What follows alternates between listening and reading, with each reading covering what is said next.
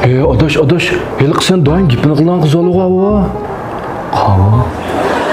Vay seyliqi men kuyup qaldım degan kız olu ya turdu. Qani?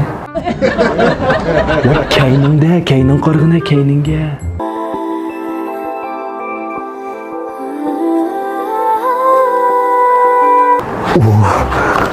Rızık yangu. Berib gap qilmamsa.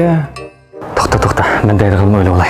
Sen o'ylash qachta o'qira. Men bir amal qilib aqzalni tutib turay ya. Kitudo bika aqzala. Ma'qul.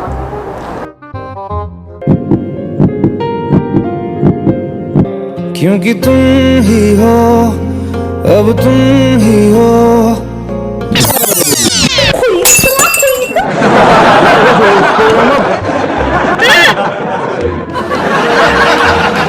Oturib oldim bu.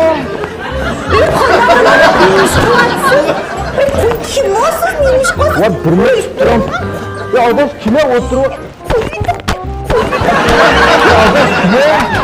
Çok kıyırdı hanım Ya nima oturib olsa adaşı?